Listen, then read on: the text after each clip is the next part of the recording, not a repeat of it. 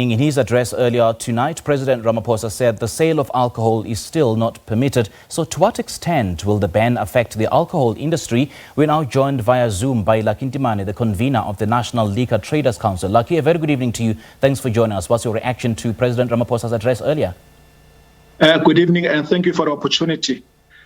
In our anger, I would like to first do the right thing, which is to send our heartfelt condolences to all the families that have lost their loved ones due to COVID-19. But also to send our special appreciation to all the healthcare workers, the frontline workers, who have really held the fort for the country in fighting against the COVID-19 pandemic. We have seen them working very hard from the first wave, second wave, into the current wave. We'd like to say thank you.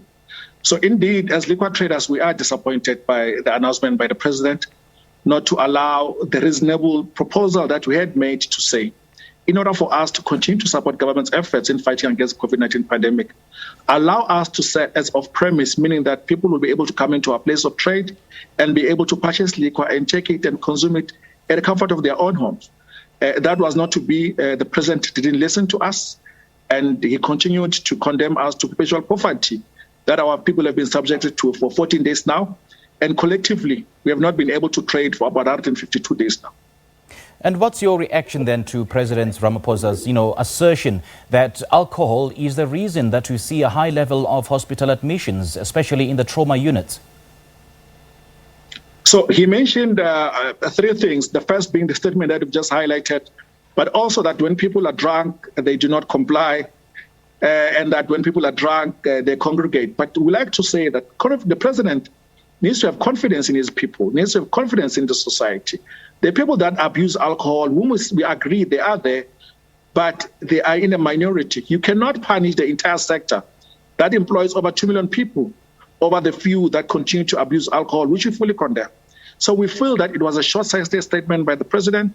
He could have done better by consulting with us so that we can have a look at ways in which we can work together to ensure that we deal with the issue of alcohol abuse, which is an issue that we've managed to avoid as a country for a very long time. We have swept it under the carpet. But to punish the alcohol industry as a result of those three reasons, we feel that is unfair. But also, it talks to the government's unpreparedness to deal with the third wave. We've been on some COVID watch for about 16 months now. What has the government done to prepare the health sector? How many beds have they added into the system? How many hospitals have they built? To continue to blame alcohol or to use alcohol ban as a blunt instrument to achieve certain goals as a means to fighting COVID-19 pandemic, we feel that is unfair. We are disturbed by the President's assertion that alcohol is a problem. We feel that it can change his mind and allow us to continue to support our families by allowing us to trade again. Mr. Ntimane, when you say that the President should have consulted with you first, what are some of the proposals that you would have brought to the table? We actually had sent proposals to government, and there were threefold. The first was that allow us to trade as off-premise from 10 a.m. till 6 p.m. Monday to Sunday. That is for tavern and Shebeen permit holders. But for bottle stores, we had asked just for 5 days trading from 10 a.m. till 6 p.m. Secondly, we asked for a relief to the value of 20,000 rand per tavern and Shebeen permit holder. And lastly, we had asked for a reprieve in terms of license renewals, which our members are paying almost 5,000 rand on average every year to renew their licenses. Our members have not been able to trade for about 22 weeks, will not be able to renew our licenses when we are not even allowed to operate. So those are the three proposals that we sent to the NCCC, and we didn't receive a response. And I need to add that since the advent of lockdown started on the 26th of March 2020 till to date, we are yet to meet with any government representative. Government continue to treat us with disdain.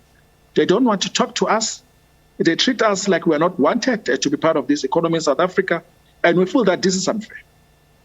In the letter that you've written to President Cyril Ramaphosa, lamenting the fact that for the past year, some of your members have been without, a livelihood, without an income, and you're also calling for a 20,000 rand once-off payment for each affected tavern and Shebeen permit holder. So please just take us through the contents of that letter that you've written to the President. So essentially what we highlighted to the President is that, look, the 20,000 rand is going to cushion against the blow of our suffering for not having traded for almost 152 days or so. We felt that was a reasonable ask if we look at what the government had done to support other industries. For example, government was able to give Mango 1.3 billion and SAA almost 10.5 billion, a non-operating entity.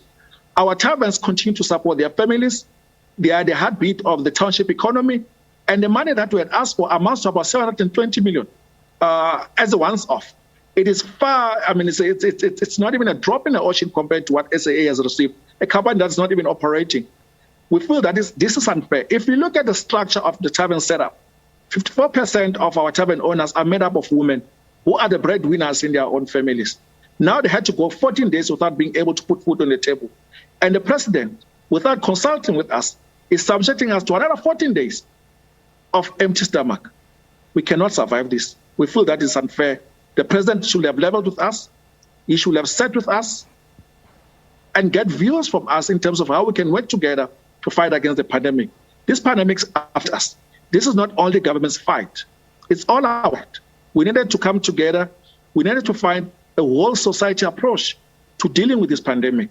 But to be subjected to a poverty which does not have a vaccine, it's unfair, and I doubt that we'll be able to come back from this. Mr. Lucky Ntimane, we certainly hope that the president is listening and will keep his door open for you to come and engage in a roundtable discussion on this matter. Thank you so much for joining us. Thank you. That is Lucky Ntimane. He is the National Liquor Traders Council convener, speaking to us live via Zoom.